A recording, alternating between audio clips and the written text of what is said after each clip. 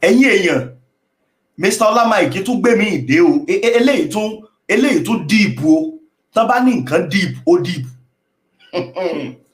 Ẹ wá wo àwọn àṣírí tí Dr. Ọlámàìkí tún tú o, bí wọ́n ṣe ń kó àwọn ọ̀pá wọlé. Kí ni mò ń pè lọ́pàá? Ẹ bá ń gbọ́ àwọn AK-40 kinní kan, tán bá sọ pé wọ́n gbé oògùn olóró eléyìí, wọ́n ṣe kinní kan, àsáwọn èèyàn kan tí wọ́n wà ní top place, àsáwọn ni wọ́n ń ṣàgbọ́dẹ̀gbà. Ẹ wá wò, àṣírí gbogbo wọn ti tú. Ọ̀rọ̀ Nàìjíríà lágbára. Torí ẹ̀ àwọn èèyàn kó wàá máa pariwo lábẹ́lẹ̀, wọ́n máa pariwo ní grassroots láì mọ̀ wípé àwọn tí wọ́n jọ́ta àwọn gan ló wà lókè. Ẹ wá wo bí Dr. Ọlámàìkí ṣe tú gbogbo àṣírí yìí. Mẹ́wàá ń bẹ Nàìjíríà o. Àwọn nǹkan míì ń ṣẹlẹ̀ Nàìjíríà tẹ́ ní ẹ̀fà gbàgbọ́. Àwọn tẹ́ ń celebrate àwọn ní baba ńlá ayé, àsọpọ̀lọpọ̀ wọn ló jẹ́ agbódegbà. Ẹ wá wò ó bí wọ́n ṣe ń kó nǹkan gba bọ́dà tó fi di pé wọ́n wá ń yọ gbogbo ilẹ̀ Yorùbá lẹ́nu, jíyàn gbé níbí jíyàn gbé lọ́hùn, tẹ́sì mọ́ rí AK-47 lọ́wọ́ wọn, AK-49. Abalajọ táwọn bàbá wa ti sọ pé iṣẹ́ yìí dédé iṣẹ́.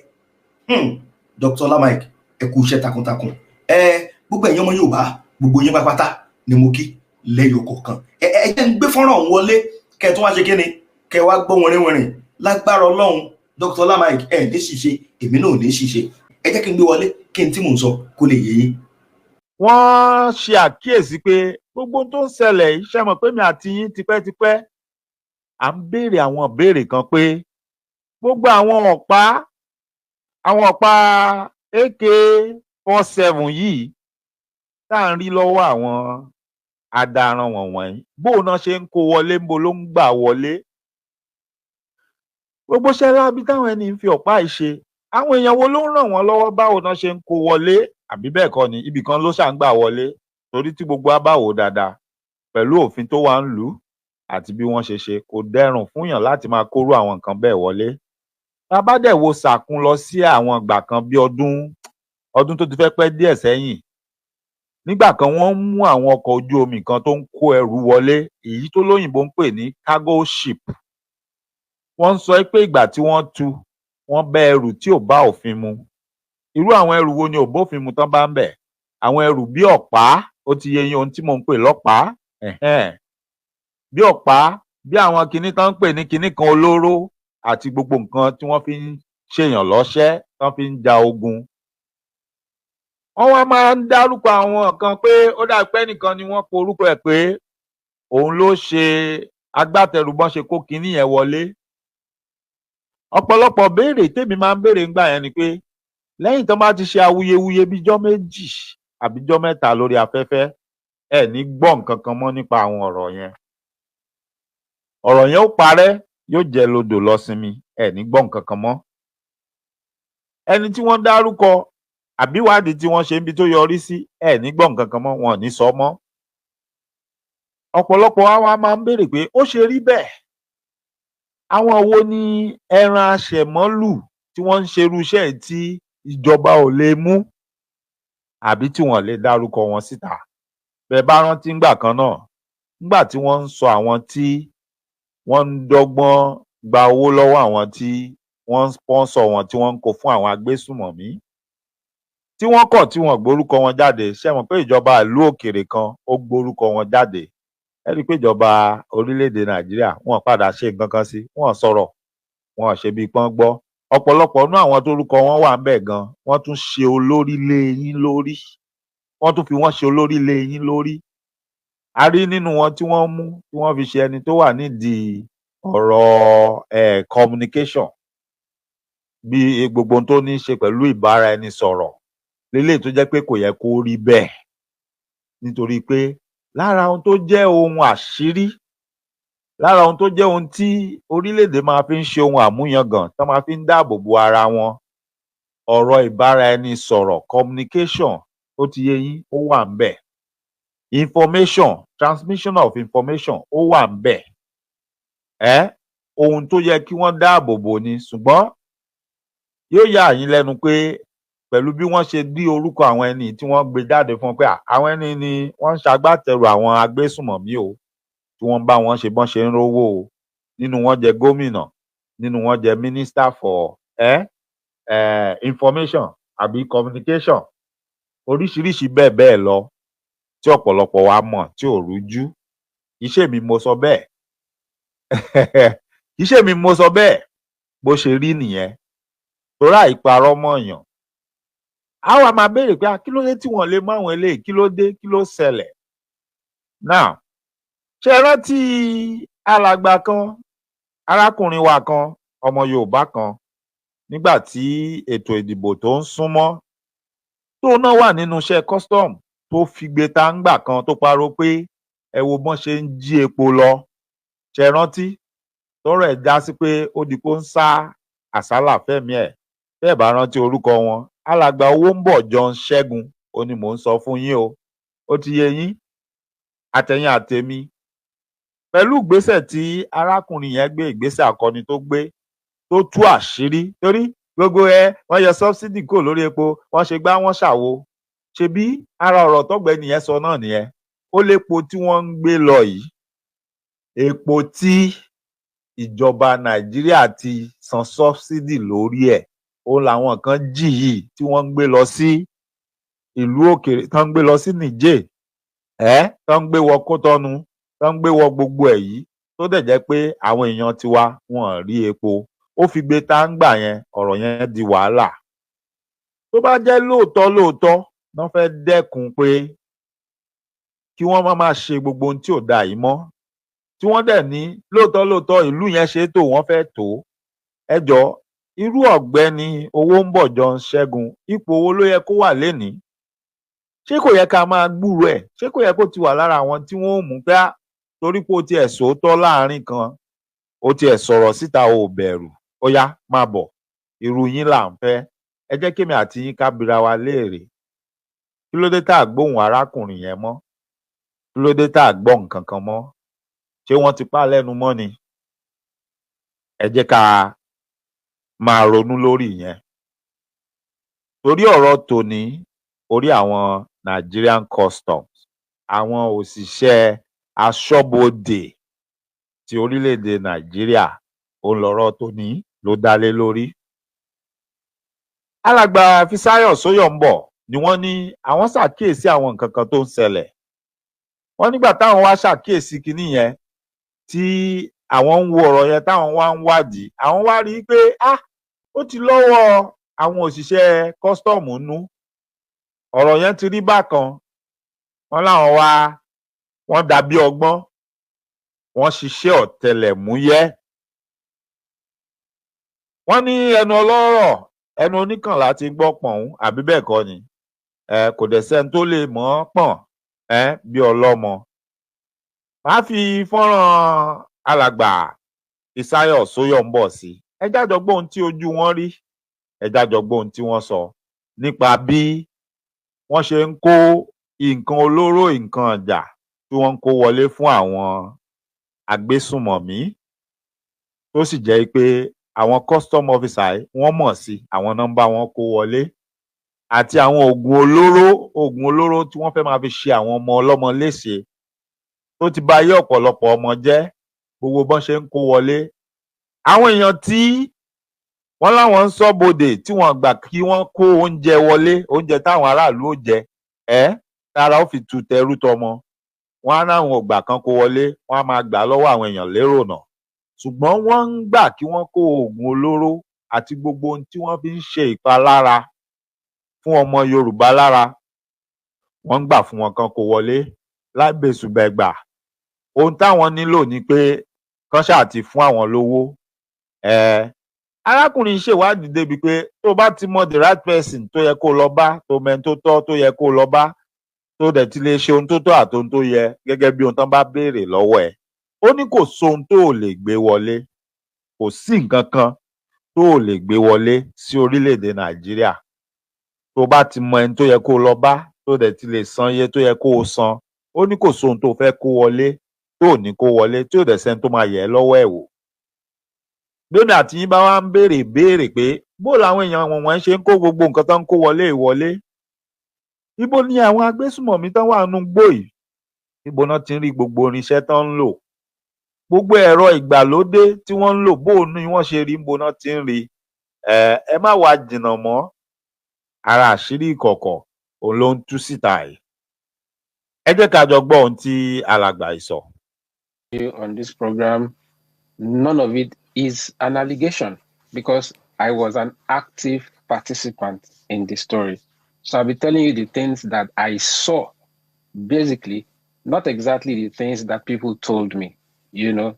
So how did I get into it? It was about, different complaints that had got over a number of months about the scourge of smuggling in that axis, and whenever I put out a story and I sign it off with my name and I call it an investigation, I participated in it. So I thought, let me try to smuggle, some items into the country in bulk and then see if it's possible. So there are two major talking points so far from that story. What I said happened with customs in terms of how they take bribes and let people smuggle things into the country. And then my mentioning of Ibrahim Egungbo Dende, as a smuggler. Those are the two talking points. But Dende was not. Ẹ máa gbọ́ àwọn orúkọ tó ń dá o, ẹ máa take note. Ẹ̀yin tẹ́ bá fẹ́ kọ àwọn orúkọ yẹn lẹ̀, ẹ máa kọ lẹ̀ o. Ara àwọn tí wọ́n ń gbẹ̀yìn bẹbọ jẹ́. Toró ṣeé ṣe ẹ lè gbórúkọ àwọn ọmọ Yorùbá ń bẹ o, ẹ máa kọ orúkọ wọn lẹ̀ o torí ọjọ́ iwájú.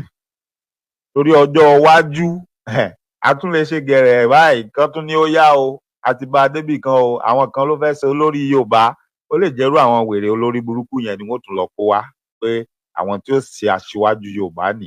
Ṣùgbọ́n gbà tẹ́ bá ti mọ̀ wọ́n sì tẹ́ mọ orúkọ wọn, irú ohun tá a gbé kò wọ́n lójú ni pé ó yá wá sọ tẹnu ẹ nígbà báyìí wọ́n ló wà lára àwọn tó ń gbẹ̀yìn bẹbọ jẹ́ tẹ́ ṣe báyìí. Tẹ́ jẹ́ kán máa kó oríṣiríṣi nǹkan kán máa fẹ̀yìn rú wọlé tó fi di pé wọ́n fi ń pa àwọn ọmọ Yorùbá lára nílẹ̀ Yorùbá. Ẹ rántí pé àwọn agbésùmọ̀mí ara nǹkan tí wọ́n ń kó wọlé fún wọn, ẹ mọ̀ pé wọ́n ní nǹkan ìrìnsẹ̀ tí wọ́n yàn láàyò. Ìyẹn ni tátàpùpù tí wọ́n ń pè ní Bajaj motorcycle. Fún ọ̀pọ̀lọpọ̀ yín tí ẹ bá ti gbọ́ ìfọ̀rọ̀wánilẹ́nuwò tí wọ́n ṣe fún ọ̀pọ̀lọpọ̀ àwọn èèyàn tí orí kó yọ lọ́wọ́ àwọn agbésùmọ̀mí wọ̀nyí, ẹ rí i pé ọ̀pọ̀lọpọ̀ á máa sọ pé wọ́n máa ń ka nǹkan tán fẹ́ gbà tán fẹ́ káwọn mọ̀lẹ́bí àwọn kó wá bí ìgbà téèyàn fẹ́ ṣe fírídọ́ọ̀mù ni. Bí ìgbà téèyàn lọ kọ́ṣẹ́ tó fẹ́ ṣe fírídọ́ọ̀mù ni. Wọ́n máa sọ fún wọn lè ní kán kó kírètì ẹyin wá, kán kó sardine wá, àwọn wèrè ọmọ ìran kíran, kán kó géṣà wá, kán kó búrẹ́dì wá. Àwọn fẹ́ ráìsì, wọ́n sọ iye àpò tí wọ́n fẹ́. Wọ́n á ní àwọn ń fẹ́ tata pùpù ṣùgbọ́n àwọn ò fẹ́ tata pùpù just any tata pùpù o. Wọ́n á sọrú yìí tí wọ́n fẹ́ fún yín, wọ́n ní specification. Tata pùpù tí wọ́n yàn láàyò, their motorcycle of choice is the Bajaj motorcycle. Èmi àti yín àmọ̀rú agbára tó wà lára motorcycle Bajaj, ó sì wọ́n. Motorcycle Bajaj ẹ lè gun orí àpáta, ẹ lè gun òkè tó bá mọ̀ ọ́ gùn. Bẹ́ẹ̀ ni ẹ lè gun òkè lélẹ̀ tó já sí pé wọ́n ń dira, wọ́n ń múra pé wọ́n bá tiẹ̀ ń lé àwọn gbogbo ohun tó bá fẹ́ ṣẹlẹ̀. Ṣé mọ̀ pé wọ́n ní lè wa mọ́tò gorí àpáta, wọ́n ní lè wa mọ́tò gorí òkè. So táwọn bá ti lè gùn, táwọn gùn gorí àpáta, bí ọlọ́pàá àbí sójà gan bá ń lé àwọn pẹ̀lú mọ́tò, àfi táwọn náà bá ní irú máṣíìnì yẹn ni wọ́n lè tẹ̀ láwọn. Wọ́n mọ ohun tí wọ́n ń ṣe. Bó náà ṣe ń kó gbogbo àwọn máṣíìnì wọlé, bó ni wọ́n ṣe ń ṣe. Gbogbo nǹkan ìjà olóró tí wọ́n ń lò, tẹ́ bá gbọ́ pé àwọn ológun orílẹ̀-èdè Nàìjíríà wọ́n fẹ́ lọ dojúkọ wọ́n bì kan, yàtọ̀ sí àwọn abẹ̀yìngbẹ́bọjẹ́ tí wọ́n ti wà nínú iléeṣẹ́ ológun tó jẹ́ pé wọ́n ó fún wọn ní alamí pé wọ́n ti ní kán wá bá yín o, wọ́n ń bọ̀ ibi báyìí ni wọ́n ń gbà bọ̀ o. Yàtọ̀ sí ọṣẹ́ tí wọ́n máa ṣe fún wọn, tí wọ́n fún àwọn tó wà nínú ọkọ̀ òfurufú tí wọ́n fẹ́ darapọ̀ máwọn ọmọ ogun orílẹ̀ láti lè kápá. Ṣé mọ̀ pé béèyàn bá fẹ́ lọ jagun bí wọ́n ṣe máa ń jagun, wọ́n ó ti ṣe ìdánilẹ́kọ̀ọ́, wọ́n ó sì ti ṣe kíni, wọ́n ó ti ṣe ìlànà pé báyìí láṣẹ rìn. Ẹ̀yin ọmọ ogun orí ilẹ̀, a mọ̀ kápá yín ká wọn, ṣùgbọ́n kó lè rọ̀ yín lọ́rùn. Àwa ọmọ ogun ojú òfurufú, nígbà tá a ti mọ ibi tán wà, á kọ́kọ́ lọ ju àdó lé wọn lórí. Tá a bá ju àdó sí wọn lórí, yóò pa púpọ̀ nínú wọn. Ibi tán bá ti ń japoró, ẹ̀yin ti wà nítòsí, ẹ̀yin ó kàn wọlé, ẹ mọ̀ yanjú àwọn ìwọ̀nba tó bá kù. Ṣùgbọ́n yóò ya ọ̀pọ̀lọpọ̀ yín lẹ́nu pé gbogbo yín lẹ máa ń gbọ́ ròyìn pé lẹ́yìn tí wọ́n ti ṣe ìdánilẹ́kọ̀ọ́, tí wọ́n ti ṣe àpérò, tí wọ́n ti jọ fẹnu kò pé ó yá ẹ̀yin ọmọ ológun yá ẹ gbé ọkọ̀ òfurufú ẹ mọ́ ọ lọ. Gẹ́gẹ́ bí ohun tí mò ń bá bọ̀, lẹ́yìn tí wọ́n ti jọ sọ̀rọ̀ pé ókè o, ibi báyìí ni wọ́n wà, there is what you call coordinate. Coordinate ni pé lórí map wọ́n ti pinpoint, you have the bird eye view tó máa sọ fún ẹ pé tó bá jẹ́ pé ẹyẹ ló ń fò lókè tó fẹ́ wo ibi tí à ń sọ yìí, bí ojú ẹyẹ ó ṣe wò látòkè, that's what they call the bird eye view tó bá ń wo orí Google map. You have that, and you have what you call coordinate. Coordinate máa pinpoint exactly, á fún ẹ ní latitude, longitude, gbogbo ẹ̀ fún àwọn tí wọ́n bá mọ̀ nípa ẹ̀.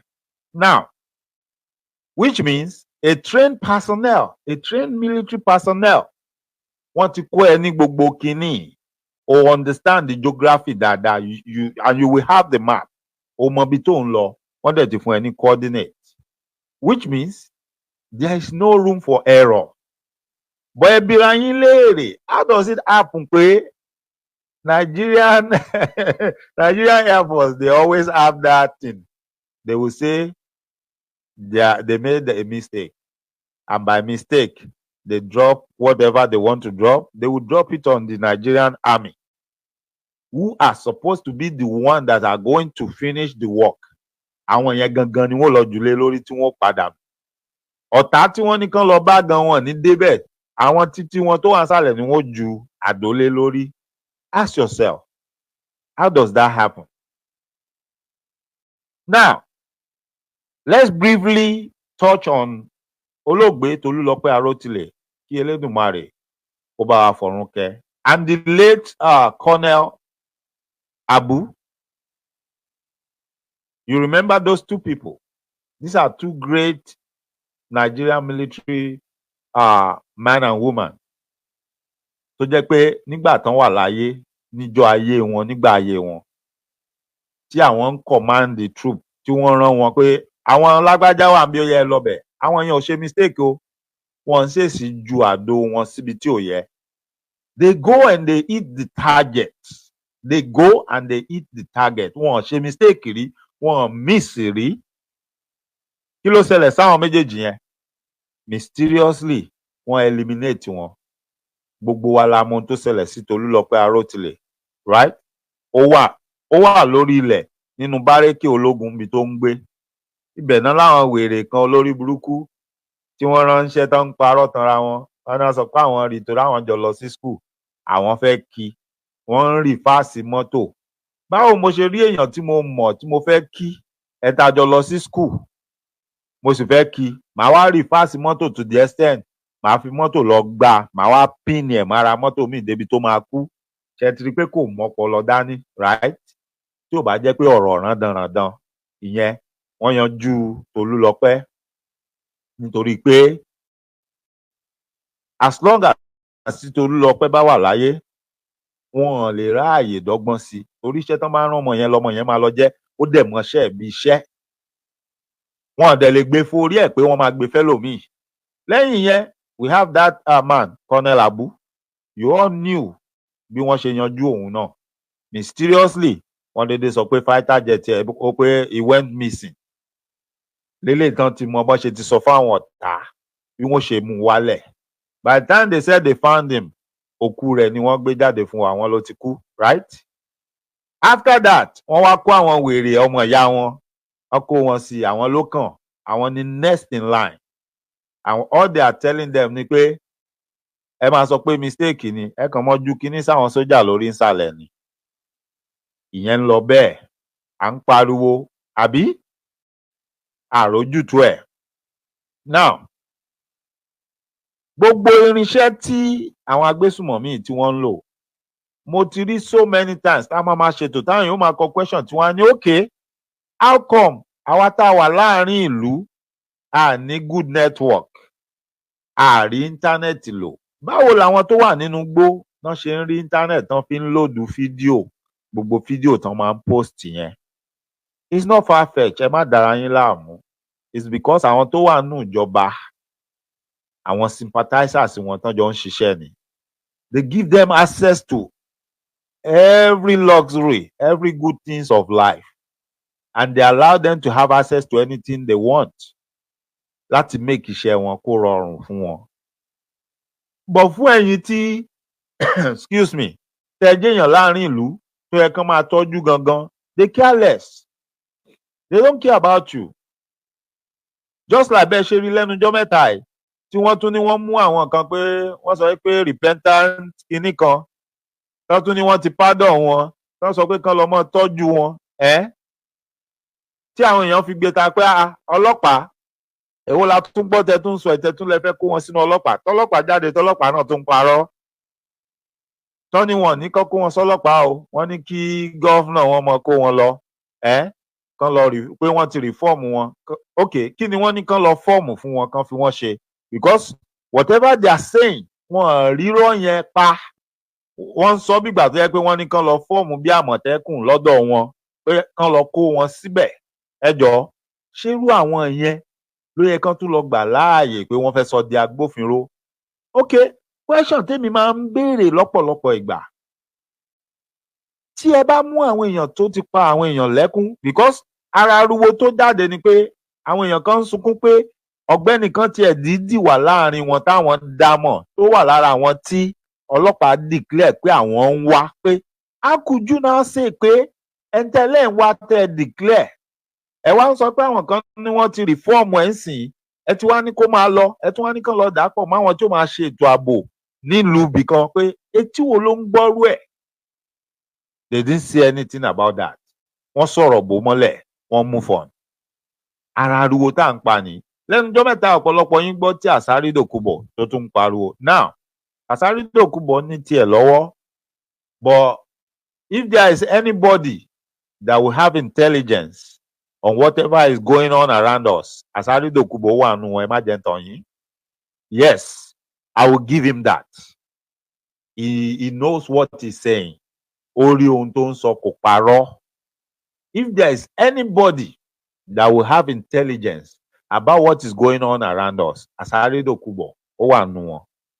The only thing about him ni pé òun náà anybody ò lè trust ẹ pé ẹ fẹ́ fi sí ìṣàkóso ohunkóhun, especially if it has to do with Yoruba land. Kò sí nǹkan tó kan Asiri Dokubo. Yes, he can warn us. He can tell us nǹkan tó rí. That's fine. We like that. But wọn lè kó àkóso security ilẹ̀ Yorùbá kan kò lè lọ́wọ́, àbí kan náà kò lé àwọn kan lọ́wọ́ kan wá ní kan máa ṣiṣẹ́ pẹ̀lú ẹ̀. No, ohun tí ò mọ́pọlọ dání tí ò ní ràn wá lọ́wọ́ ni. Nítorí pé Asiri Dokubo ó láwọn èèyàn tiẹ̀, ó mọ ìjà tóun ń jà, ó dẹ̀ mọ ohun tó ń ṣe. Ẹ jẹ́ ká kúrò lórí yẹn. Ẹ wá já padà wá sí ọ̀rọ̀ àwọn custom. Gbogbo àwọn masíìnì bàjáàjì, àwọn ọ̀pá AK, ẹ̀rin àti èje tí wọ́n ń lò àti gbogbo ẹ̀, bí wọ́n ṣe ń kó wọlé àti gbogbo ẹ̀. Ohun tí ọ̀gbẹ́ni tó ṣèwádìí ẹ̀ tó rí, kì í ṣe ohun tó sọ fún o, ohun tó ń fúnra rẹ̀ tó pretend tó fojú winá tó rí, òun lẹ fẹ́ gbọ́ ìyẹn já tẹ̀síwájú. It was supposed to be part of the story. It was simply about customs, and then in the process, I found out more than I bargained for, as they say. So can you tell us a bit more? Because I noticed that this has now gone on. You started sometime in 2022. This investigation seems to have taken a period of about 2 years. You did Fantastic. One by motorcycle, and then you said you tried to go back again to see to do one, with a vehicle, that's a car. But it would seem that one was more successful than the other. So I'm happy you asked that question. Mm-hmm. So I went in November 2022, went into Benin Republic, got the bags of rice, brought them into a place called Oja Odon. And then from Oja Odon, I was supposed to move them to Ilaro. But we had to bribe customs. So what happened was I went in, like I wanted to smuggle, and then I had to get smugglers already based in Ilaro and Oja Odon to take me in as part of them. Meaning that everything I wrote that the smugglers told me, the smugglers were not speaking to a journalist. The smugglers believed that they were speaking to a smuggler like them. And that's what, so when people say, oh, it's hearsay, it's not hearsay. No, it's just like going undercover to join a robbery gang. And then, because you are one of them, they tell you, oh, and the IGP or police commissioner is part of them. It's not, you can't treat that kind of information with scant regard. So we were waiting for customs to tell us the day to move the bags of rice from Oja Odon to Ilaro. And while waiting, I had to leave the country. I had a trip planned, so I traveled, So there was a wait time because the customs official who took money from the lead smuggler had not yet given us the all clear. So what happens is, if you read it in any newspaper, customs intercept 1 million bags of rice, those are people that did not bribe them. Those are people that did not bribe them. Anyone, and I say this with all conviction because I spent weeks in 3 spells to get this story. Anyone can bring in anything into Nigeria if you pay the right people. If you read any news that customs seized whatever, those are people that try to outsmart customs.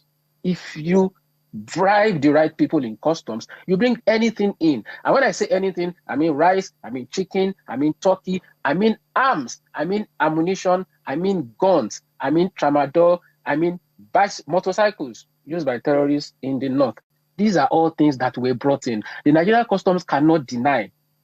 They arrested IBD Dende in the second half year for gun running. They know why they picked him. Let them come out and tell us. The previous time they arrested him, they confirmed they arrested him, but they never told us what is smuggled. So how come you can tell us you seized 100 bags of rice, but you arrest someone and you can't tell us what is smuggled? And the then customs spokesman confirmed it. So yes, I did it in spells because each time we couldn't move it in on our own. If you try that, you run the risk of getting killed. As I wrote in that story, one of the smugglers that I worked with directly, his friend was killed because we were trying to move stuff through the forest by passing customs, not paying bribes to customs. His friend who thought he had charm, he was fortified, got shot by customs and he died. This particular smuggler, jumped into the bush, broke his leg, it took him time to heal. So, people have to understand that when they consume the media and it's there that customs assist whatever, cocaine, codeine, whatever, those guys did not pay them. If you pay them, you bring it in. Messiah, these are very, very heavy allegations because what it would mean, what it would mean, I can make them. Yeah, well, what it means, I'm making them. Is that the entirety of it would seem that they are no good eggs. That's what it would mean because initially the impression I got when you published the report and I read it was that it would seem that some smugglers are terrified of customs. I mean, you cannot just carry the goods across, because in some instances there were hillocks on patrol. In other words, there were still people who were doing their jobs, but that there were people within the system who were corrupt, who were willing to take money and tell these people where their colleagues were, and as such betraying the entire efforts of the Nigerian customs system. That's the impression I got. Not that the entire system itself is degenerate, but you seem to think otherwise. So both statements are correct. The entire system is degenerate in that the good eggs are few, and then they cannot deliver when they're being betrayed all the time. If you pick a customs patrol van, you know, Hilux is street lingo among smugglers. Say Hilux is coming, you know that's customs. If you pick the customs patrol van and you go to the street, and smugglers already know you are coming, what can you do? You know, there is nothing you can do. As I said, the only guys who get caught are the ones that have not bribed anyone such that the patrol team can be sabotaged.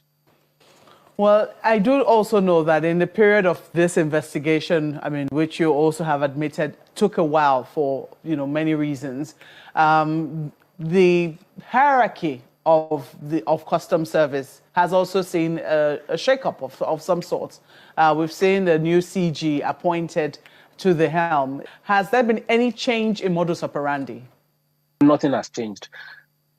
The new CG knows everything that is happening. You know, the biggest smuggler in the Southwest is friends with the new CG. There's a relationship. Is friends with the president. He was on the president's train to the climate summit in Dubai. He's friends with a number of governors. He's politically connected. So everyone who has the constitutional power to stop smuggling in Nigeria is aware of the depth of the problem, of the people behind it, and benefits directly or indirectly. I am making this statement. I know they are grave statements, and I'm saying them with certainty simply because I went in, I embedded with them, I spent time with them, and I know that it is impossible for that scale of movement of goods, of items. I saw trailers. For that, I imported a small good 100 bags of rice. I saw trailers moving stuff unchecked, and they are labeled headquarters movements. Nobody could stop them. You can't put a customs officer on the road and then the customs officer is not free to stop movement of trailers coming from outside the country. Can only happen because, as they say in Nigerian parlance, it's order from above.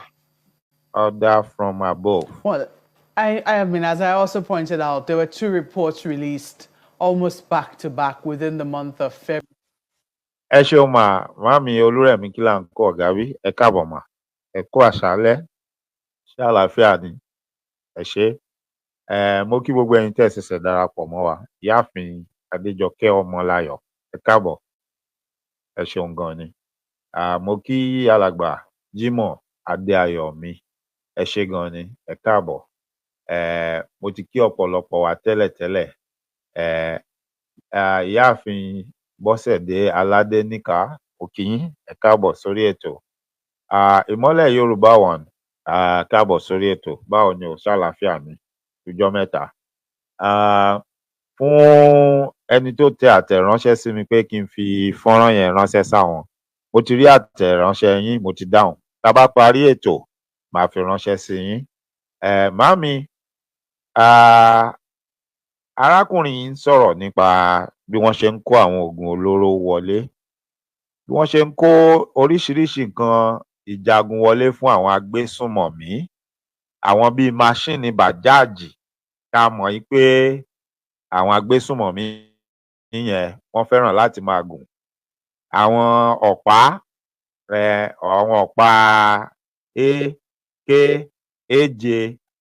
ẹ̀rin àti èje bọ́n ṣe ń kó wọlé, tó dẹ̀ jẹ́ pé gbogbo ohun tí wọ́n wá fi ń ṣọṣẹ́.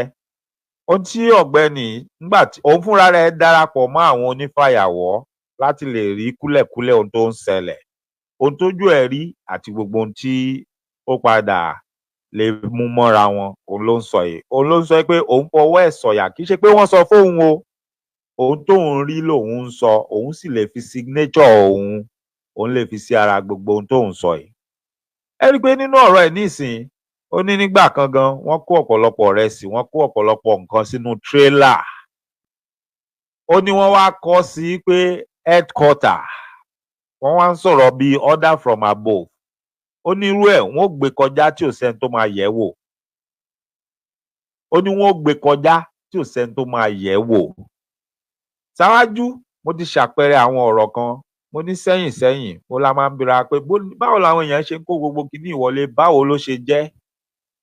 A dẹ̀ sọ̀rọ̀ nípa bí wọ́n ṣe mú àwọn ọkọ̀ ojú omi kan ńgbà kan tó kó àwọn ẹrù fàyàwọ́ tí wọ́n bá àwọn ọ̀pá AK-4 àti 7 ńbẹ̀ àti ọ̀pọ̀lọpọ̀ àwọn nǹkan tí wọ́n fi lè ṣèyàn ní sùtá, tí wọ́n ní wọn mẹ́ni tí ó import ẹ̀, tó yá tí wọ́n ní wọ́n ti mẹ́ni tó import ẹ̀ ṣùgbọ́n tí wọ́n sorúkọ ẹni yẹn fún wa dèní. Tọ́rọ̀ yẹn jẹ mọ́lẹ̀ tó lodò lọ mú mi tí wọ́n sọ fún wa pé gbogbo àwọn kinní ó làwọn nǹkan tá à ń rí.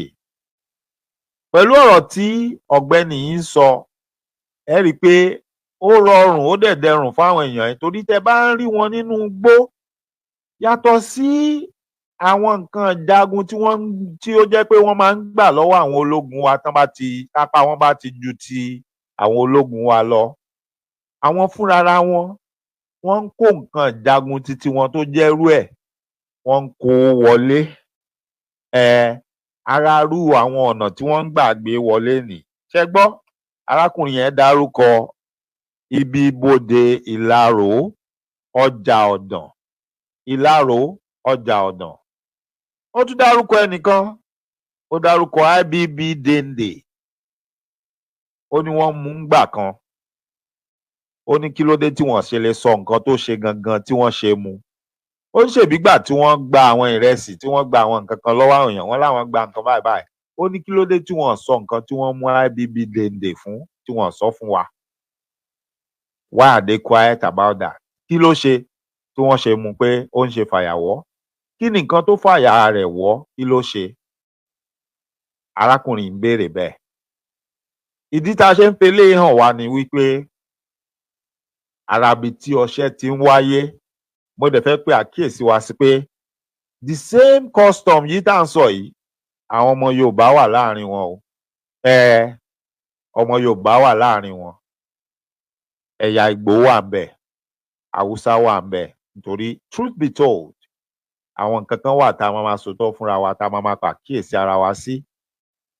Nínú wọn, Kìrìsìtẹ́nì wà nù wọn, Mùsùlùmí wà nù wọn, mi ìmọ̀ bóyá oníṣẹ̀ṣe wà nù wọn. Tó bá wà, kò identify ẹ̀ pé oníṣẹ̀ṣe lòun.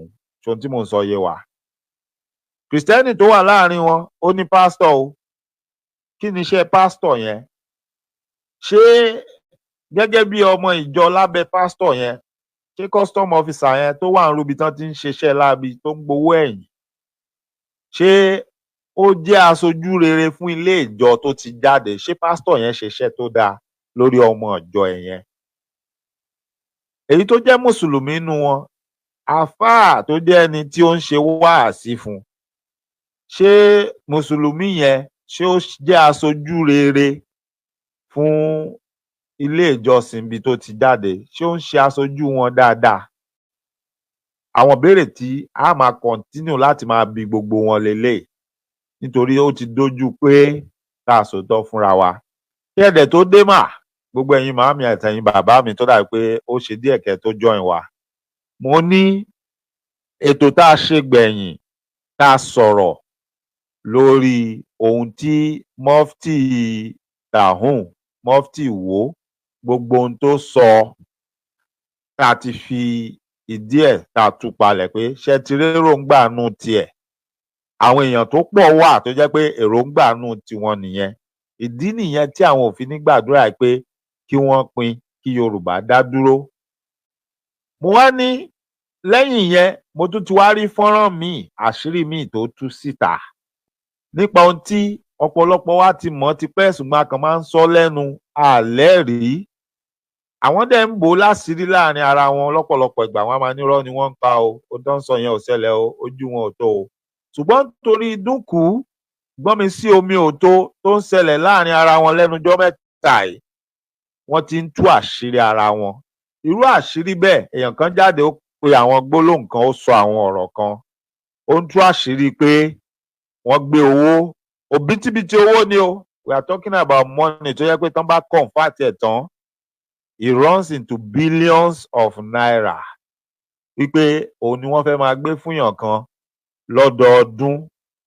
Owó kí ni wọ́n fẹ́ fi iṣẹ́ yẹn ṣe?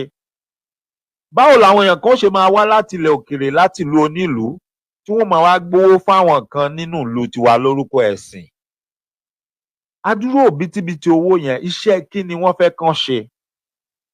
Pé ara ohun tá à ń sọ fáwọn èèyàn wa ni pé ìwọ ni kó o wake up, ìwọ ni kó o sọjí ara ẹ, kó jẹ́ kó rí ẹ pé má jẹ́ kéèyàn kankan lo orí ẹ kóun fi tú ayé ara ẹ ṣe, kó fi tú ayé àwọn ọmọ ẹ àti ìdílé ẹ ṣe. Kán máa wá tàn wọ́ kó máa sá kiri, kó máa ní wọ́n ń jàjà ẹ̀sìn. Meanwhile, they are cashing out, they are building mansions, àti Christian àti Muslim wọn. Mo ní ṣùgbọ́n nítorí pé kán má sọ pé bóyá ìjà ẹ̀sìn là ń jà, àti pé ó ti ń bọ́ sí àkókò àwẹ̀, ó ní ò jẹ́ kí n ṣe ètò yẹn lénìí, ó ní ò jẹ́ n sọ̀rọ̀ lórí ẹ̀. Ṣùgbọ́n ẹni tó bá nífẹ̀ẹ́ sí fọ́nrán yẹn, ẹ ṣáà send the message sí mi lórí studio number yẹn. À send fọ́nrán yẹn sí yín kẹ́ ẹ wò ó. Ohun tẹ́ ẹ máa gbọ́ ń bẹ̀, ẹ wá mú kẹ́ ẹ gbé sí eléyìí tá a ṣe lórí ètò tá a ṣe gbẹ̀yìn. Kẹ́ ẹ gbé yẹ̀wò síra wọn, ẹ rí i pé ó máa make sense sí pé ọ̀pọ̀lọpọ̀ nǹkan ló ń ṣẹlẹ̀ lábẹ́lẹ̀ tọ́pọ̀lọpọ̀ wa ò mọ̀. Ọlọ́run má jẹ́ ká kàn jí ńjọ́ kan, kánkàn announce nǹkan tá a retí, tá a lérò, kánkàn announce ẹ̀ fún wa. Lẹ́nu ijọ́ mẹ́ta ẹ̀, ọ̀pọ̀lọpọ̀ wa ń rí i pé awuyewuye, akitiyan, jàgídíjàgan, ìjà ó ń wáyé lórí ọ̀rọ̀ àjọba, àjọba. Mò ń bọ̀ lórí ẹ̀. Tí mi bá rántí ká tó parí ètò, ẹ jọ̀ọ́ ẹ rán mi létí wípé mo ní mo máa mẹ́nu kan ọ̀rọ̀ kí ló ń fa awuyewuye, jàgídíjàgan àti ìjà lórí ọ̀rọ̀ àjọba, àjọba. Ẹ jẹ́ ká gbọ́ ohun tí arákùnrin yìí ń sọ tán. February alone.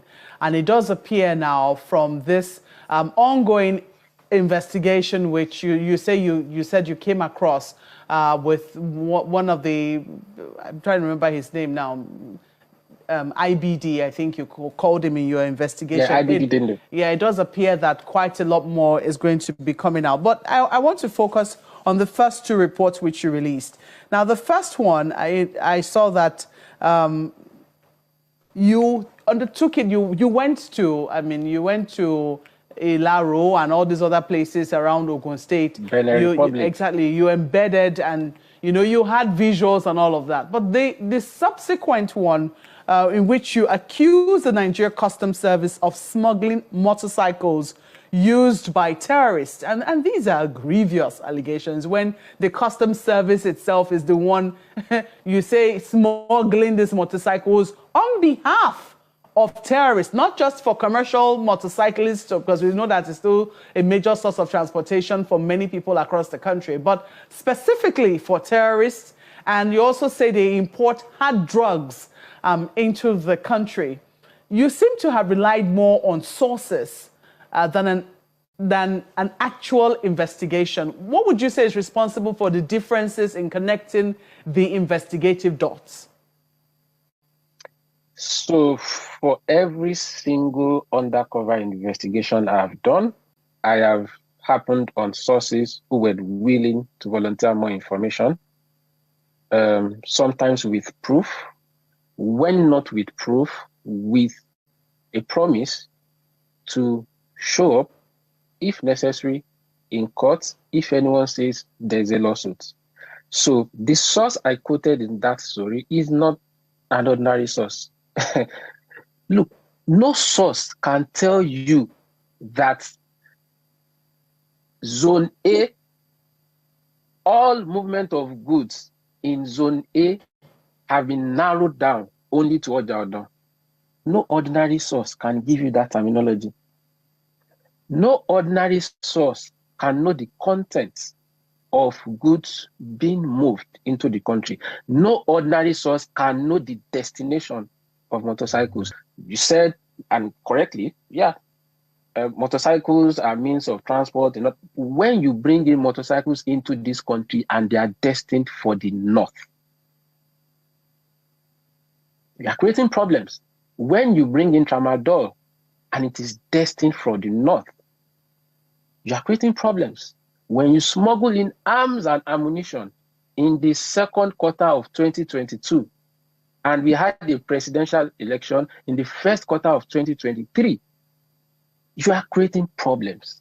Now, if the Nigerian customs arrests you for gun running and you are freed, it means that there are people who are powerful who benefit from it. The Inspector General of Police is from this region, from Yewa. This smuggler is from Yewa.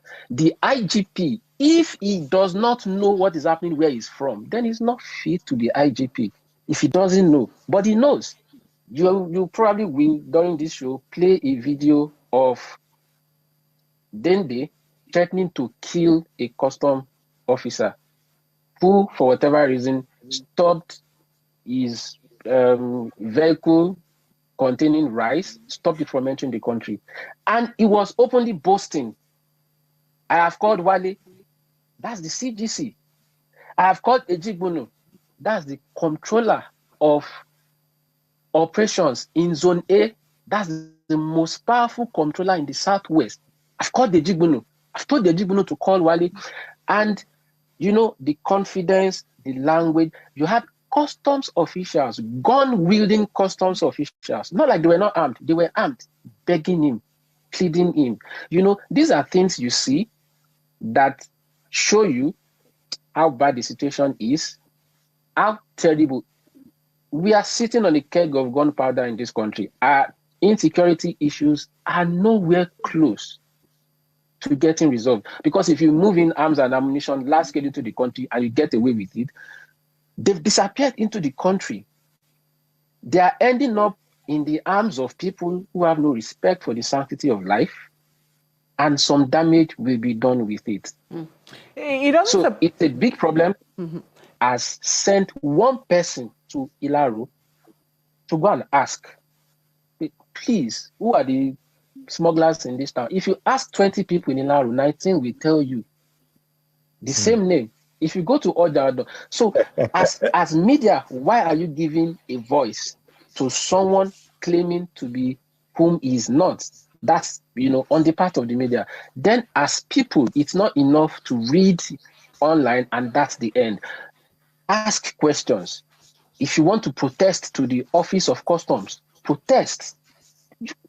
Billions, dozens, billions of naira can't be traced to people, and nobody is forcing the agency to respond.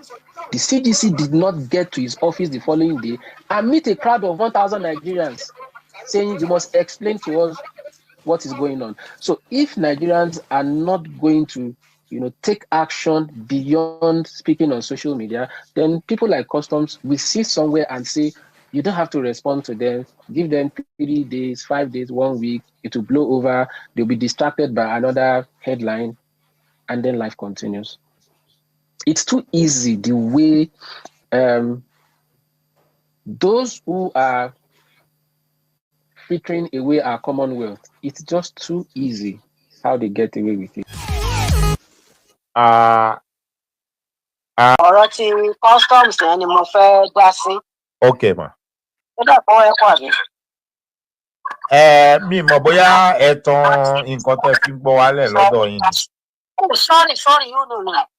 Bẹ́ẹ̀ ni, mo tún sọ pé dàgbẹ́ pọ̀ ẹ kò, mo sorry gan.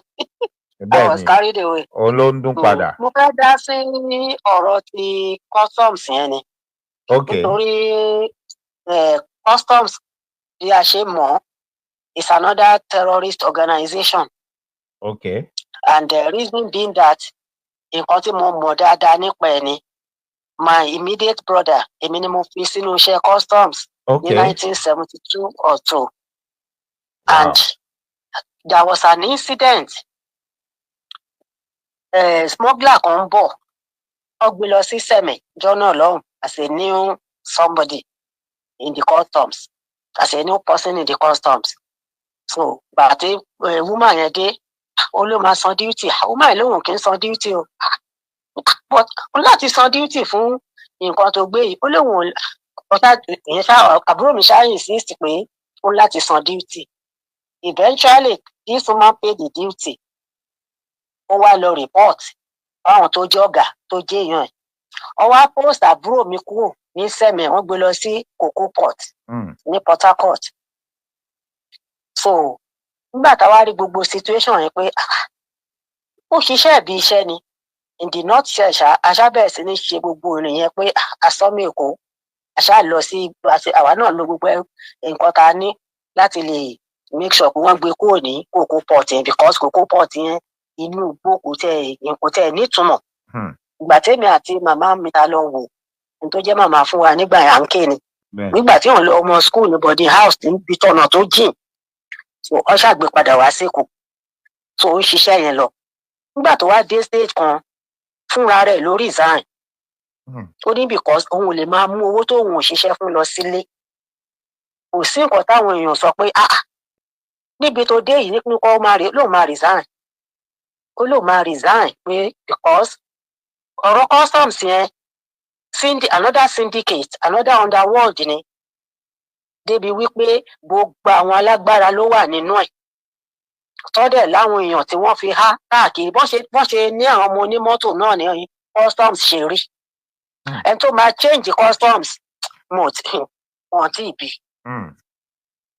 àyàfi tí Nàìjíríà bá pín ni gbogbo ẹ̀ lè ní ìtumọ̀ torí ẹ̀wọ̀n yẹn máa gbà táwa ṣe ń travel gan ibi tó wọ́n ti ń struggle pẹ̀lú 2 suitcases ta owó tẹ́ni kì í sọ yìí ti pọ̀ ju màráhùn kan mo máa gbé 20 suitcases jáde 30 suitcases untouchable ni wọ́n. Mo mọ̀yàn nílùú yìí ní London tí mò ń gbé tó ẹgbẹ́ tó súnmọ́ mi ní SSS ní ọkọ ẹ̀ tó bá ń lọlé òkè ń kágò ó máa ń kó gbogbo ó lè kó 16 suitcases lọlé. So it's another difficult organization tó jẹ́ pé gbogbo wọn ló wà nínú ẹ̀ they are all in it. Bí wọ́n ṣe ruin ní Nigeria Airways wọn kàn lè ruin ní customs torí pé òun tún yàtọ̀ sí airline business. So gbogbo nǹkan tí máa yẹn sọ kò sí nǹkan tó jẹ́ new thing nínú ẹ̀ nǹkan tó ń ṣẹlẹ̀ on daily basis ni and if you don't take it they take you out. It's either you are for them or you are against them ni. So Ọlọ́run kó gbàdúrà wa Ọlọ́run kó ṣàánú fún wa ní gbogbo ohun tó ń sọ pátápátá and it's still happening up till now. Up to date till today. Tẹ bá rántí owó ń bọ̀ máa ń ṣẹ́gun owó ń bọ̀ yẹn. Ṣàkímà tó ń gbé petrol kọjá lọ sí kinní tó bẹ̀ sí ní bínú ṣèbí custom officer ni. How many of them ni wọ́n máa lè stand irú situation yẹn? Èmi àkọ́ máa gbowó lọ ti ẹni pé owó ló kàn ń. Bọ̀tán bẹ́ẹ̀ sí ó padà fìyà jẹ máa yẹn ìjọba bóyá ti padà wá fílẹ̀ ṣá at the end of the day sọ Ọlọ́run á gbàdúrà wa ètò ti bẹ̀rù ní bàjẹ́. Àmín àṣẹ. Àwọn tó bá fẹ́ lọ wo kíní ẹ̀ náà tó bá lọ sí online Ṣẹ́gun Ṣóyọ́mbọ̀ ó wà lórí investigative journalist ni. Wọ́n á rí gbogbo oríṣiríṣi product níbẹ̀ Ọlọ́run gbà fún wa ẹ kó ètò. Àmín ẹ ṣé màmá mi ẹ ṣé gan yà máa rí yín bá o ẹ pẹ́ fún wa láṣẹ Èdùmàrè ẹ jẹun ọmọ láṣẹ Èdùmàrè o ẹ ní fojú sunkún ọmọ ẹ dẹ̀ ní fọwọ́ yín gbọ́mọ sí láṣẹ Èdùmàrè. Now ẹ já wá padà sórí ọ̀rọ̀ Ọlọ́badé. Nínú ọ̀rọ̀ tí Mufti Wo sọ bàbá mi kan wọ́n ti bá wa kọ́ lẹ́ẹ̀kan wọ́n ní nínú ọ̀rọ̀ ẹ̀ ó sọ pé ọba mẹ́ta ṣé ẹ ti ń gbọ́rọ̀ o ó lọ́ba mẹ́ta ló yẹ kán mọ̀ jẹ ọba mẹ́ta olóyè kan eléyìí tán ti ń jẹ tẹ́lẹ̀ yẹn ó nídìí olóyè kan máa jẹ ọba mùsùlùmí dẹ̀ kan wá máa jẹ ọba kírísítẹ́nì ṣé ti ń gbọ́rọ̀ o kẹ́ fi mọ̀ pé ọ̀rọ̀ tó wà nílẹ̀ yìí ọ̀pọ̀lọpọ̀ sì ń ṣe bíi pé kò tí ì yé wọn ẹ jẹ́ kó yé yín. Tẹ́ bá dẹ̀ wo nínú narrative ẹ̀ ó sọ wípé àwọn ní program dẹ̀ ó ń sọ wípé ohun tó jẹ òun lógún àti àwọn èèyàn tòun táwọn jọ ń ṣe ni pé bó ṣe máa jẹ́ pé àwọn làwọn máa pàṣẹ táwọn máa rúùlù nílẹ̀ Yorùbá ẹ má gbàgbé o ó sọ o tó fi jẹ́ pé àwọn làwọn máa pàṣẹ tó jẹ́ pé àwọn làwọn máa rúùlù nílẹ̀ Yorùbá then àwọn á gba àkóso pẹ̀lú ẹ̀sìn ẹ má ṣe mistake ẹ má dẹ̀ jẹ́ ó rú yín lójú nǹkan tó ń sọ. Mo dẹ̀ fẹ́ jẹ́ kí gbogbo yín lọ understand pé òun nìkan kọ́ ló ń sọ ọ̀rọ̀ tó ń sọ yẹn o òun nìkan kọ́ o, ẹnu òun lẹ ti ń gbọ́ ni, bọ̀ àwọn tó wà behind it. Ṣé wá rí gbogbo àwọn èèyàn kan wá láti foreign land, wọ́n wá ń pè wọ́n visit, ẹ̀ ń gbọ́ wúlẹ̀wúlẹ̀ lábẹ́lẹ̀ pé bóyá wọ́n ń fún wọn lówó, wọ́n lọ ń gbowó, wọ́n ń ṣe kinní kan. Gbogbo wọ́n gbé ẹnìkan, wọ́n sọ pé oníṣẹ̀ṣe ni, wọ́n tì mọ́lé, wọ́n ń ya fọ́tò ẹ̀, wọ́n ń ṣe gbá, wọ́n ń ṣe fídíò, kó wá apologize. Tí ò bá yé yín tẹ́lẹ̀, ẹ jẹ́ kó yé yín sìn. Mi ò sọ pé gbogbo wọn o. Nínú àwọn tẹ́rí tó ń rìkọ́ọ̀dù kìíní yẹn tán ya fọ́tò yẹn, àwọn kan lọ fi ń gbowó mì kan o pé ẹ wo iṣẹ́ tá à ń ṣe báyìí. Ṣé ti rí nǹkan tá a ṣe fẹ́lẹ̀ yìí? Ara àwọn tán ń bọ̀rìṣà ìkan la tún ti mú yìí. Because ara iṣẹ́ tán rán wọn nìyẹn. Ara iṣẹ́ tán rán wọn nìyẹn. Because tí ò bá jẹ́ pé ìlú yẹn tí ò dáa, tí ò létò, tí ò dẹ̀ sófin, báwo làwọn èèyàn kan ṣe máa kóra wọn jọ tán máa lo èèyàn mímọ̀ nítorí pé àwọn wà ń kó agbára tí wọ́n á dẹ̀ máa fi yan àwọn èèyàn kan jẹ, wọ́n á dẹ̀ máa ya fọ́tò wọn, wọ́n á máa ṣe fídíò wọn, wọ́n á lọ máa fi gba owó lọ́dọ̀ àwọn èèyàn kan wípé iṣẹ́ tẹ ní ká máa ṣe àti ń ṣe. Ẹ̀yin kan dẹ̀ fẹ́ gbọ́ bá ṣe ń sọ fún yín pé wọ́n rí ẹ̀yin gẹ́gẹ́ bí irinṣẹ́, bí ohun èlò àyálò ni, for them to be amassing wealth for themselves. Àwọn ń bíúdì ilé ayé tiwọn àti ọjọ́ iwájú tiwọn, wọ́n dẹ̀ ń fi ẹ̀sìn tan ọ̀pọ̀lọpọ̀ dẹ̀ rí bẹ́ẹ̀, ọ̀pọ̀lọpọ̀ understand. Irú fọ́nrán tí mò ń sọ yẹn, ọ̀pọ̀lọpọ̀ tó bá padà wo fọ́nrán yẹn, tẹ bá wá tún wo ohun tí alàgbà yẹn mọ́fítì wò tó ń sọ, tẹ bá gbé gbogbo ẹ̀yẹ̀wò síra wọn, ó máa make sense sí yín. Deduct àwọn point kan pé bóyá àwọn náà ti ń gbọ́ látijọ́ ẹ̀, wọ́n sọ pé àwọn kan lọ ń gba kinní kan ń bì kan, wọ́n ń fún wọn kinní kan, òun rò pé irọ́ ni, òótọ́ ni. Ohun tó máa fìdí ẹ̀ múlẹ̀ fún ẹ, tó máa confirm ẹ̀ fún ẹ, òun náà ni ọ̀rọ̀ yìí. Ẹnu ara wọn la ti ń gbọ́ báyìí. Kò kí ń ṣe pé anybody ló wá parọ́ mọ́ èèyàn kan. Ìjà dé orin dòwe, òun làṣírí bẹ̀rẹ̀ sí tú, ni wọ́n ń fẹnu ara wọn tú pé ṣèbí báyìí, ṣèbí wọ́n wá gbéye báyìí fún ẹ, ṣèbí wọ́n fẹ́ gbéye báyìí fún ẹ. Like I said, ẹja máa béèrè lọ́wọ́ ara wa, owó kí ni adúrú owó yẹn? Iṣẹ́ kí ni wọ́n ní kán fi ṣe?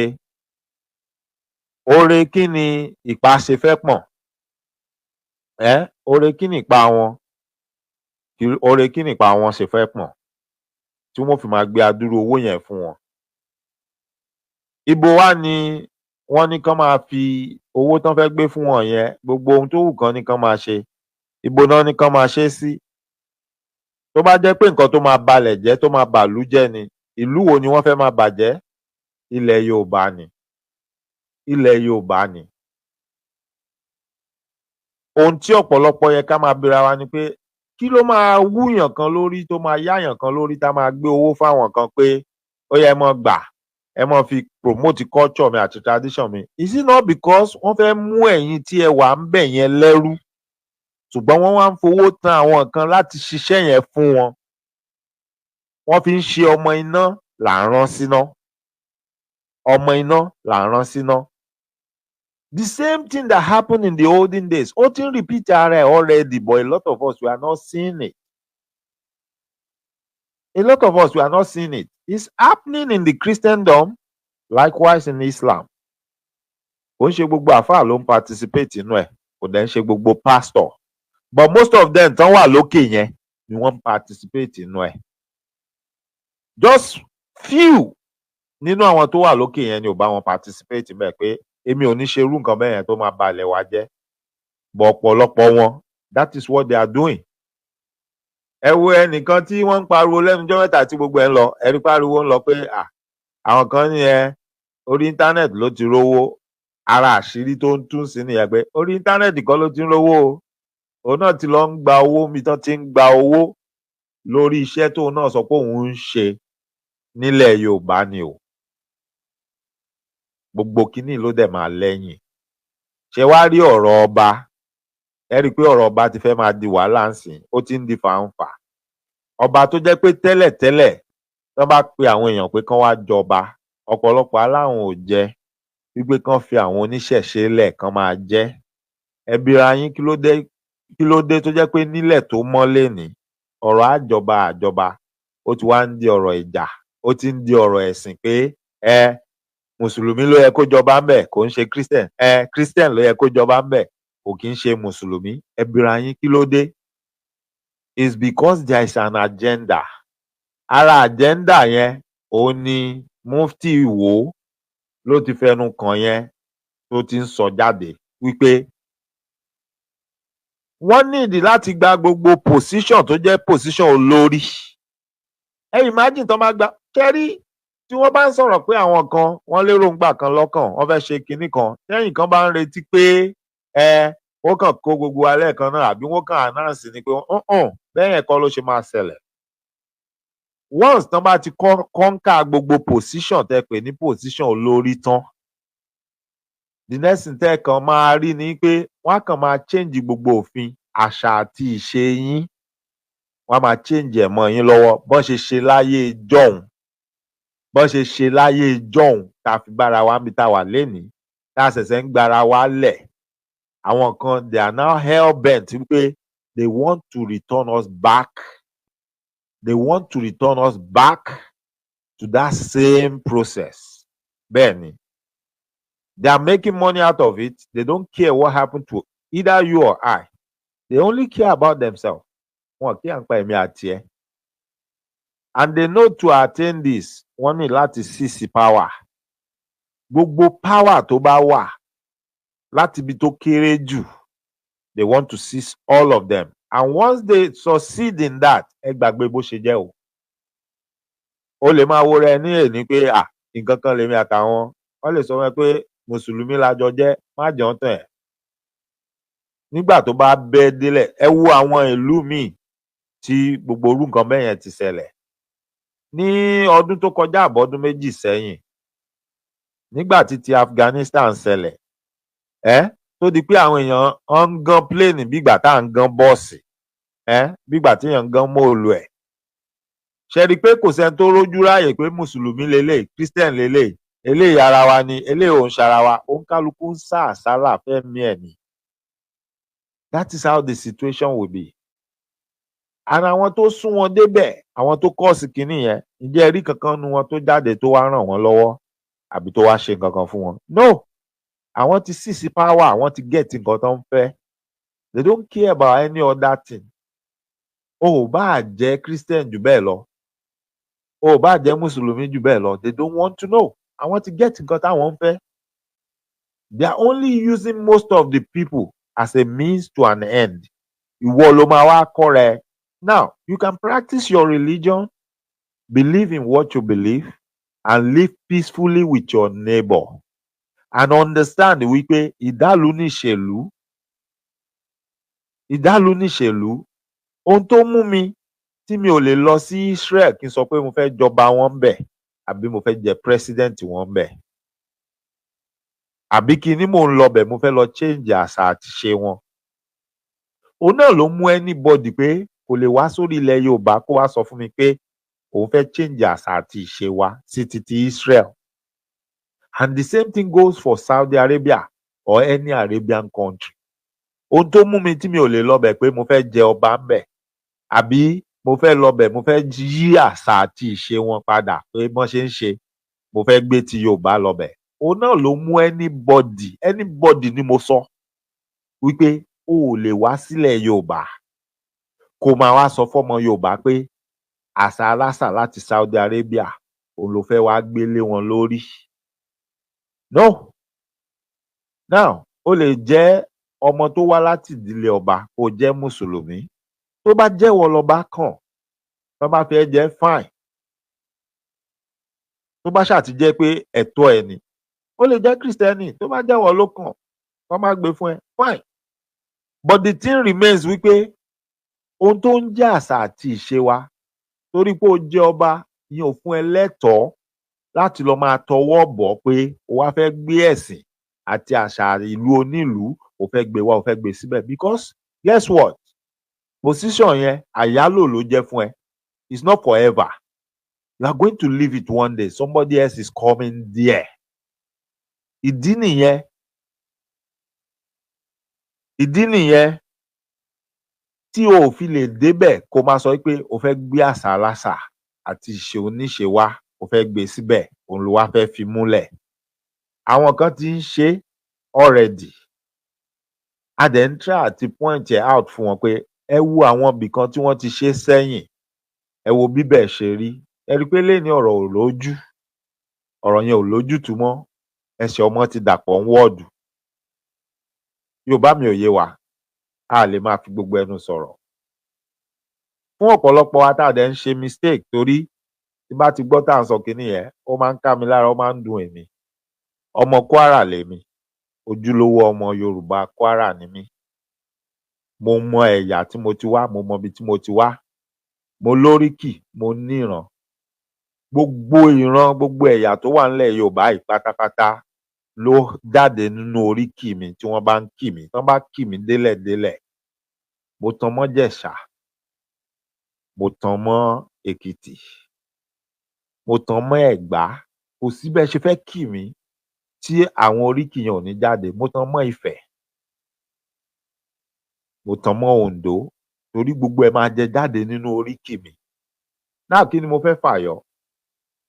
Torí pé wọ́n wá pín mi mọ́ Kwara. Torí mo rí pé àwa kan ń ṣe àṣìṣe yẹn. Táwa ti fẹ́ sọ̀rọ̀ wọ́n á ní Kwara. Haúsá náà kúkú ti pera wọn. Àwọn kan ní Kwara.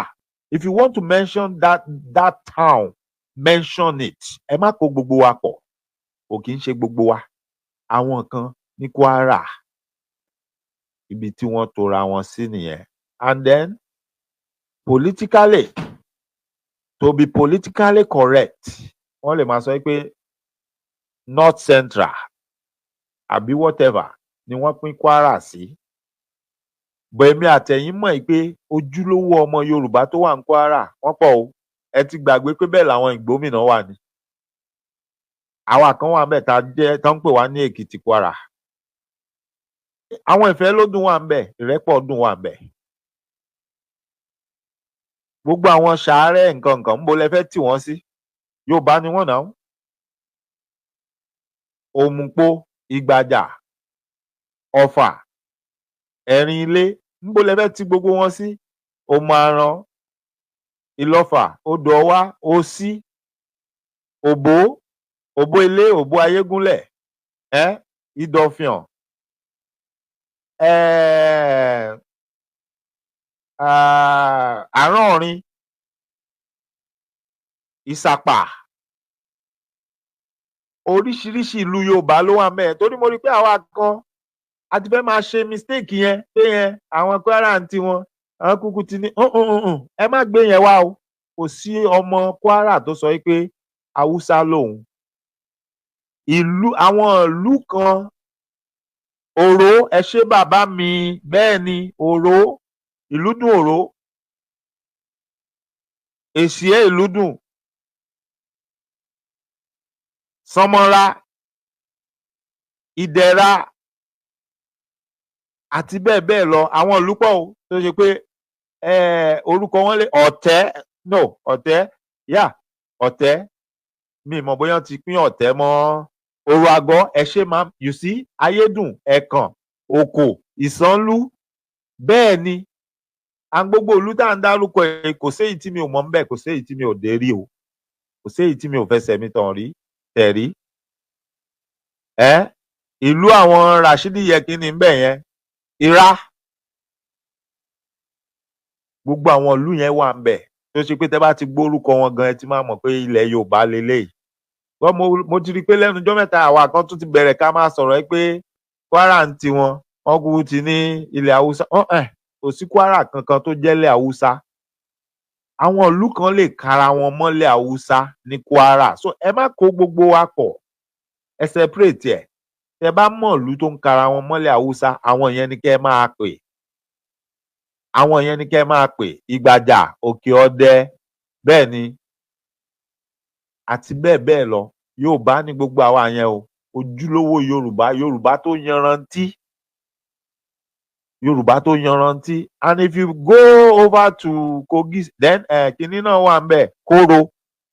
kóró ìlú tí wọ́n ti pa ọba lẹ́nujọ́ mélòó yìí ilẹ̀ Yorùbá ni.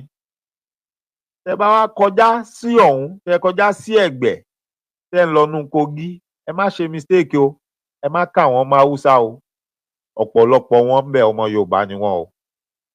And I still wonder up till date ìgbà tí wọ́n ń create state why tí wọ́n kó ọ̀pọ̀lọpọ̀ ọmọ Yorùbá tí wọ́n pín wọn mọ́ ẹ̀yà míì tí wọ́n lọ create Kogi pẹ̀lú wọn, tí wọ́n kó wọn mọ́ àwọn Yorùbá tó kù tí wọ́n ṣì wà ń Kwara, tí wọ́n dẹ̀ fún wọn lórúkọ míì kan fún wọn state míì. Tó bá lọ ṣèwádìí ẹ̀ dáadáa, wàá rí wọn tó bá kọ sínú ìtàn, wàá gbọ́ pé àwọn ìlú kan wà ń Kwara tán ti sọ pé ókè tí ò bá wọ̀ ẹ pín àwa mọ́sùn, tí ò bá wọ̀ ẹ fún àwa ń lù mí, tó jẹ́ pé they still went ahead and play politics. Wọ́n máa lọ gbé owó fún ìlú tó láwọn láàrin pẹ̀lú ìlú tán ní ká pín àwọn ọmọ pé ẹ̀yin sọ pé ẹ̀ lọ ń ti yín. Ṣé wọn kí gbàtẹ́ni tó wà láàrin yín àti ibi tẹ́ni kan pín yín mọ́ tó bá ti ní òun ò gbà tóun ò lọ, ṣé wọn pé wàhálà wà. And these are all the things tá à ń pàkíyèsí àwọn èèyàn wa sí pé ẹ stop gbogbo stupid politics tẹ́ ẹ̀ ń play yìí, kí àwọn èèyàn tí ò tó nǹkan kan tí ò ju péréte lọ kán wá máa lo orí gbogbo yín, kán wá máa dayé yín máyé. And then you continue to complain. How long will it take ká tó jí dìde ká tó wá sọ pé ẹ wà kò yẹ kó rí báyìí, ẹ wà a lè rìn báyìí, a lè tẹ̀ báyìí, a lè gbà báyìí, a lè ṣàtúnṣe, kò ń ṣèjà. Ọ̀rọ̀ nítùbínùbí ni, ọ̀rọ̀ bí ìlọsíwájú òṣèjọba gbogbo wa ni. Ẹ̀wọ̀n pọ́rọ̀ tèmi gbogbo ìgbà mo máa ń tẹnu mọ́, ọ̀rọ̀ tó wà ńlẹ̀ yìí ò kì í sọ̀rọ̀ jà, ọ̀rọ̀ ká yanjú gbogbo ẹ̀ nítùbínùbí ni. Ṣùgbọ́n as long as tí àwa kan bá ti ń gbọ́n jura wa lọ tá a fẹ́ máa play politics pé okay let me sell the other people out so that èmi máa curry favour lọ́dọ̀ àwọn èèyàn wọ̀nyí, there will always be problem, there will be issues. Ẹkún ọjọ́ ọ̀la fáwọn ọmọdé ni, ẹkún ọjọ́ ọ̀la ni.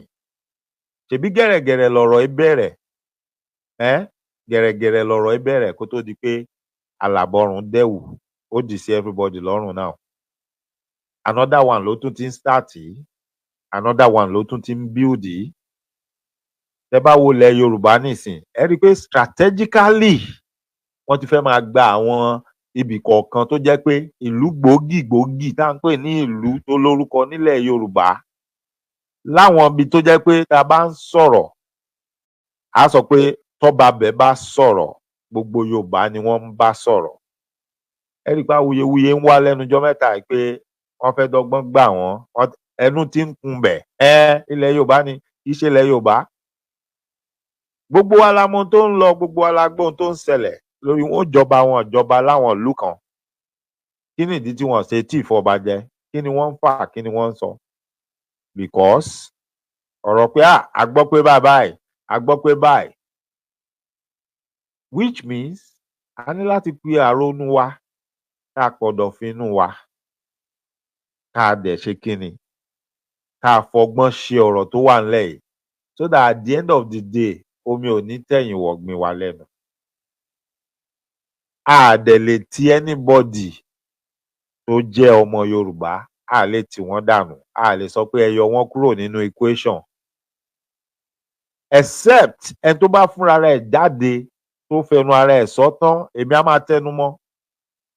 Bí mo ṣe sọ pé nídìí ìyá nídìí bàbá pé ọmọ Yorùbá ni mí, tó bá di lọ́la tí n bá jáde tí bá sọ pé mo lẹ́jẹ̀ kínní lára mi ò ṣọmọ Yorùbá o, definitely mo ń sọ fún yín ibi tí ọkàn mi tó fà sí nìyẹn, ibi tí mo fẹ́ lọ nìyẹn. That means I'm not proud to be Yorùbá anymore. Mo ti níbòmíì tí mo fẹ́ lọ. But níwọ̀n bá àgbà tí mi bá sọ bẹ́ẹ̀, anybody má yọ mí kúrò pé mi ò sí lára ọmọ Yorùbá. Àfàṣẹ yẹn sí anybody lọ́wọ́ láti máa sọ fáwa kan pé Haúsá ni wá, a kì í ṣe Haúsá o, Yorùbá là wá, Yorùbá gidi tó yanrantí, tó Yorùbá ju ẹlòmíì inú ẹ̀yin tẹ́ ń sọ̀rọ̀ yẹn gan lọ, òun là wá.